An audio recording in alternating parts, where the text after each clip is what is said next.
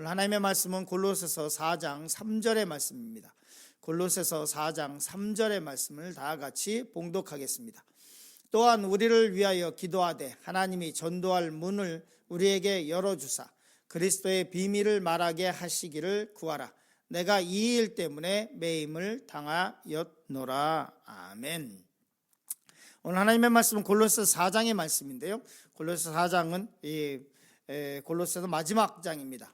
골로새서 4장을 보면 앞에는 마지막 2장에부터 이어지고 있는 본론적인 말씀이죠. 골로새서가 서신서는 특징이 있습니다. 그 서신서는 뭐냐면 우리가 예전에 우리 부모님들에게 편지를 쓸 때 이 서신서의 양식을 따랐습니다. 즉 다시 말해서 이 서신서 또한 그 당시에 라틴 계열, 헬라 계열의 편지 서신서를 따랐기 때문에요. 헤딩이 있죠. 머리가 있습니다. 즉 다시 말해서 부모님께 편지를 쓸 때 예전에는 이렇게 썼습니다. 부모님 전상서 뭐 이러면서 이제 기체위랑우 만강하시오며 뭐 이렇게 쭉 썼단 말이에요. 날씨가 추운데 뭐 집은 괜찮은지요? 그렇게 썼어요.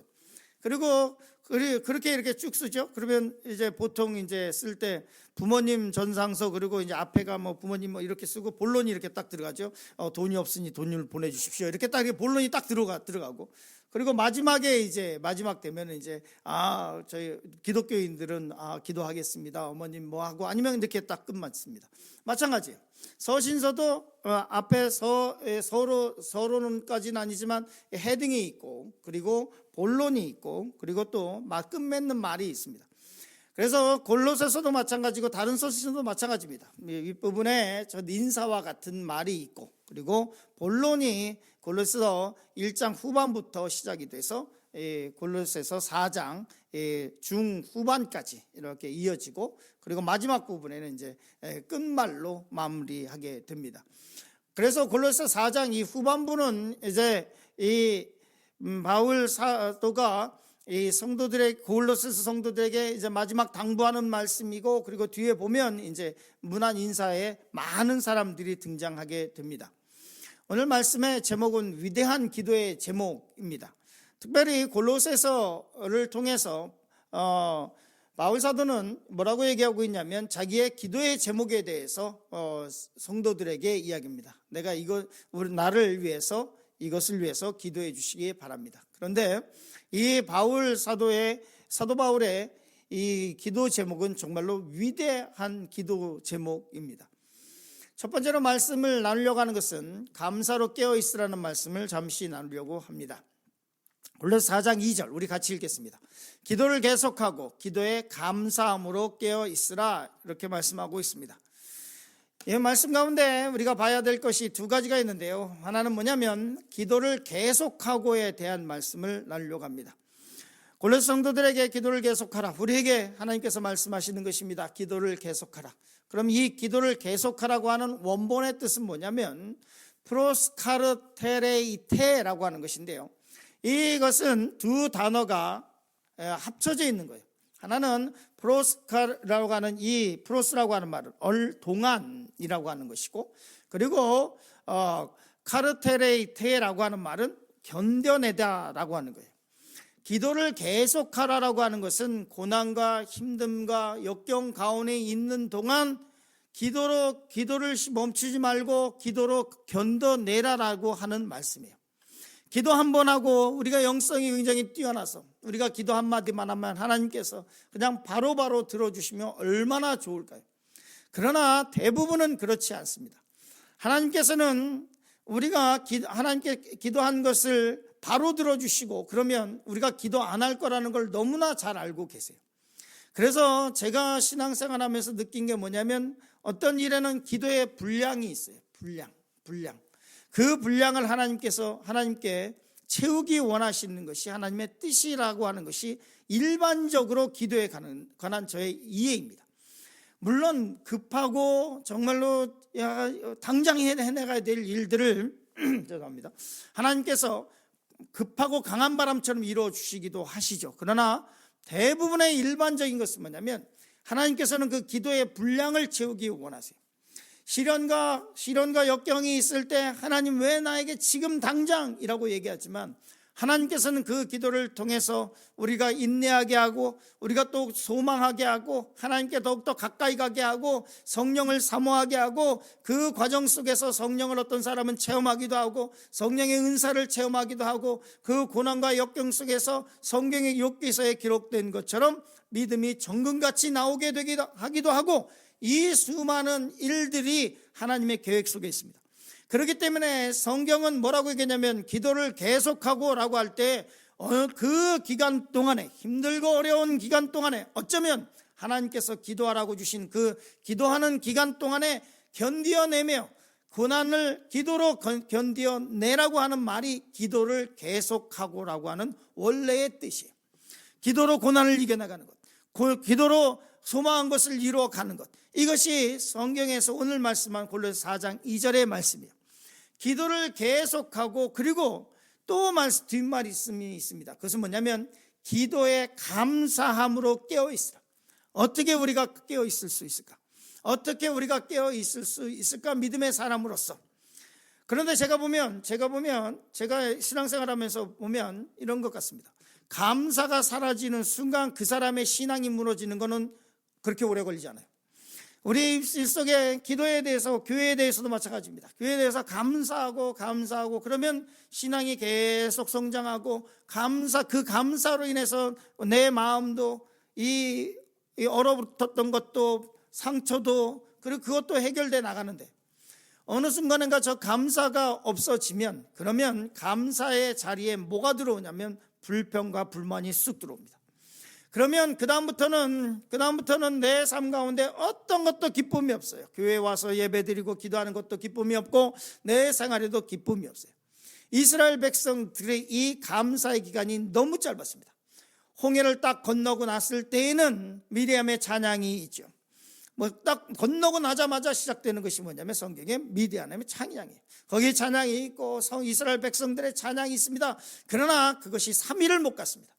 딱 마라에 이르렀을 때, 3일길 가서 마라를 만났을 때 거기서 그 모든 감사와 찬양이 뭐로 바뀌었냐면 불평과 불만과 안 좋은 것들만 쑥 들어왔어요. 그러고 나니까 하나님께서 베풀어 주신 그 홍해의 기적에 대한 감사는 없어졌고, 모세를 원망하고, 그리고 지도하는 지도자들을 원망하고, 그리고 그들의 삶은 피폐되기 시작을 했습니다. 성경은 뭐라고 말씀하고 있냐면 감사로 깨어있으라고 말씀하고 있습니다. 교회도 마찬가지고 우리의 삶도 마찬가지입니다. 우리의 말 가운데 감사가 사라지고 기도가 사라지고 성령의 말씀이 사라지면 바로 뭐가 들어오냐면 우리의 쓴뿌리가 확 나타나요. 우리 속에 있는 똥물이 다 드러나게 되어 있는 거예요. 그러고 나면 그냥 삽시간에 그의 신앙과 믿음이 확 무너져가는 것을 보게 됩니다. 기도를 계속하고 기도로 견뎌나가고, 기도에 거기에 뭐 해야 되냐면 감사함으로 깨어있으라. 그 어떤 상황 속에서 내가 감사를 잃어버리지 않겠다라고 하는 믿음의 결단이 있어야만 합니다. 베드로전서 5장 8절 이렇게 말씀하고 있습니다. 같이 읽겠습니다. 근신하라, 깨어라, 너희 대적 마귀가 우는 사자같이 두루다니며 삼킬 자를 찾나니. 이 말씀 그대로예요. 우리 대적 마귀가 우는 사자처럼 삼킬 자를 찾아서 두루 다니다가 감사가 사라지고 불평과 불만이 가득한 사람을 확 물어버리는 거예요. 그렇기 때문에 베드로전서 5장 8절은 근신하고 깨어있으라고 말씀하고 있는데, 오늘 본문의 말씀은 골로새 4장 2절의 말씀은 감사로 깨어있으라고 성경은 말씀하고 있어요. 그렇기 때문에 데살로니가전서 5장 16절 18절 우리가 잘 아는 말씀이죠. 같이 읽었으면 좋겠습니다. 항상 기뻐하라, 쉬지 말고 기도하라, 범사에 감사하라. 이것이 그리스도 예수 안에서 너희를 향하신 하나님의 뜻입니다. 예수님을 믿는 사람들, 그리스도인들에게 하나님께서 허락하신 삶의 패턴, 이렇게 살으라고 새 피조물로 살아야 할 세 가지 프린시플, 원칙, 그리스도인은 어떻게 살아야 되는가? 세 가지: 기쁨, 기도, 감사. 이것이 너희를 향한, 그리스도 예수 안에서 너희를 향한 하나님의 뜻입니다. 너희를, 그리스도인을 향한, 예수님 믿겠다고 하는 사람을 향한 삶의 새로운 방식이다, 이렇게 말씀하고 있는 거예요. 우리 가운데 기쁨이 사라지지 않도록, 우리 가운데 기도가 끊이지 않도록, 우리 가운데 감사가 끊이지 않도록 이것을 붙잡고 이것으로 깨어 있어야 하는 것입니다. 두 번째 말씀은 복음의 매임을 당한 자에 대해서 말씀을 나누려고 합니다. 오늘 말씀의 제목이 위대한 기도의 제목인데요, 골로새 4장 3절 말씀을 같이 읽겠습니다. 또한 우리를 위하여 기도하되 하나님이 전도할 문을 우리에게 열어주사 그리스도의 비밀을 말하게 하시기를 구하라. 내가 이 일 때문에 매임을 당하였노라. 아멘. 위대한 사도 바울의 이 고백이 담겨 있는 말씀이기도 합니다. 이 말씀을 나눠서 보면 이렇게 생각할 수도 있고, 나눠서 보면 이렇게 말씀드릴 수 있죠. 사도 바울은 어디에 있냐면 감옥에 있지 않습니까? 그러면 골로새 교인들에게 기도의 제목을 내놔요. 그러면 일반적으로 기도의 제목이 뭐여야 합니까? 내가 여기서 빨리 나가게 해달라고 하는 것이 기본적인 것이겠죠. 가장 기본은 뭐냐면, 이건 일반적인 상식의 수준이에요. 감옥에 있으면 내가 억울하게 지금 감옥 생활을 하고 있으니까, 그러니까 성도님들 저를 위해서 기도해 주시기 바랍니다. 제가 이곳에서 빨리 나갈 수 있도록, 그래서 복음을 계속 증거할 수 있도록 해 주시기 바랍니다가 이게 일반적인 기도의 제목이에요. 그런데 사도 바울이 뭐라고 기도하고 있냐면, 기도의 제목을 이렇게 얘기합니다. 또한 우리를 위하여라고 기도하고 있잖아요. 그러니까 이게 복수예요, 복수. 나가 아니라. 그러니까 에바브라고, 그 골로새에서 에바브라고 왔다가 같이 갇힌 자 됐다라고 고백을 하고 있으니까, 골로새에서. 그러니까 어떤 연유에서 같이 있었던 것 같아요. 그러니까 우리를 위하여 기도할 때 우리가 풀려나기 위해서 기도해 주시기 바랍니다, 이렇게 기도하는 것이 아니라 하나님이 전도할 문을 우리에게 열어주사, 하나님께 그 갇힌 것에 대해서는 전혀 관심이 없어요. 뭐라고 얘기하냐면, 우리를 위해서 기도할 때 우리가 하나님께 기도해 주십시오, 하나님께서 우리에게 전도의 문을 열어주시기를 기도해 주시기 바랍니다, 이렇게 기도의 제목을 내놓고 있어요. 그리고 뭐라고 말씀하고 있냐면, 그리스도의 비밀을 말하게 하시기를 구하라. 내가 이 일 때문에 매임을 당하였다. 지금 이 자기의 매인 이것은 두 가지 의미가 있을 수 있는데, 가장 이 말씀의 핵심은 뭐냐면, 사도 바울은 내가 지금 매여 있으니까 내가 풀려나기를 위해서 기도해 주십시오, 이렇게 얘기하고 있잖아요. 내가 이 복음 때문에 매임을 당했으니 이 일을 해나갈 수 있게 해달라고 기도해요. 즉 다시 말해서 세상이 사도 바울을 매일 수 없다는 거예요. 나는 복음으로 매임을 당하였지, 내가 지금 감옥에 갇혔다고 해서 이것으로 해서 슬퍼하거나 아니면 나를 불쌍히 여기지 말라. 나는 복음에 매여 있는 사람이고, 그리고 기도해 주길 바라는데, 그것은 뭐냐면 전도할 문이 열릴 수 있도록 기도해달라고 기도하고 있어요.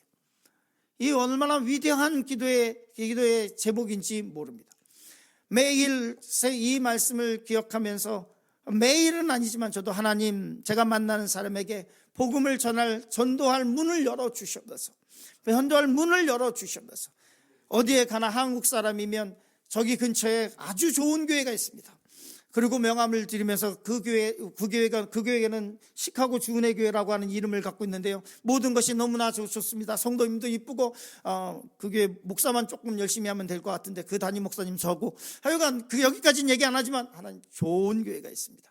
혹시 섬기시는 교회가 있으면 그 교회 열심히 섬기시고요, 지금 교회를 섬기지 않고 계신다면 아주 좋은 교회가 있습니다. 이 교회를 오시기 바랍니다. 항상 전도의 문이 열리도록 바울 사도가 감옥에서 나를 좀 하나님께서 속히 주시게 기도해달라고 얘기하잖아요. 하나님이 전도할 문을 우리에게 열어주사, 그 이태 동안 2년 동안 그 가택연금 상태에 있으면서 수없는 사람들을 만나며 옥중 서신을 4개를 기록하고 노마에 가서 노마의 교회가 세웠다는 것을 알고 있었고, 그 노마 성도들을 만나며 노마의 교회를 다지고 그 노마 교회를 든든히 세워나가는 그 일을 감옥에서 해나갔어요. 디모데후서 2장 9절의 말씀 보면, 디모데후서는 두 번째 옥중 서신이라고 얘기할 수 있습니다. 가택연금 상태에서 4개를 기록했고, 디모데 후서는 마지막, 여기서 순교 직전에 갇혔을 때 첫 번째 가택연금 상태에서 풀려나서 전도여행 다시 다 계속해 나가고 다시 디모데 후서를 쓸 때는 그 나중에 잡혀서 다시 순교하기 직전에 쓴 것입니다. 말씀에 뭐라고 말씀하고 있냐면 같이 읽겠습니다. 복음으로 말미암아 내가 죄인과 같이 매이는 데까지 고통을 받았으나 하나님의 말씀은 매이지 아니하니라. 하나님의 말씀은 매이지 않았다. 바울 사도의 위대한 고백입니다. 내가 지금 육체는 매여 있으나 하나님의 말씀은 결단코 매여 있지 않다라고 말씀하고 있습니다. 이 복음을 해서 우리 마지막 말씀인데요, 같이 읽겠습니다. 나는 비천에 처할 줄도 알고 풍부에 처할 줄도 알아. 모든 일 곧 배부름과 배고픔과 풍부와 궁핍에도 처할 줄 아는 일체의 비결을 배운다. 이 말씀 속에서 내가 복음으로 인해서 비천해질 수 있다면 나는 비천해질 것이고, 내가 복음으로 인해서 풍부한 자리에 간다면 그것 또한 나는 감당할 수 있으며, 내가 복음으로 인해서 배고픔과 그리고 내가 궁핍함에 처한다고 할지라도 나는 그것을 어떻게 이겨낼지 일체의 비결을 배웠다. 내가 복음으로 인해서 메어져 있고 내 육신이 메어져 있는 내 이 감옥이 나를 가둘 수 없다라고 하는 위대한 고백이 있습니다. 우리 그리스도의 삶은 세상이 우리를 가둘 수 없습니다. 세상이 우리를 옥매일 수 없습니다. 복음 안에서 진리를 알지니 진리가 너희를 자유케 한다고 하는 이 말씀 가운데서 하나님의 말씀으로 이 세상을 넉넉히 이기고 그 말씀 가운데, 그 말씀의 풍족한 가운데 거하신 하루가 되시기를 간절히 축원합니다.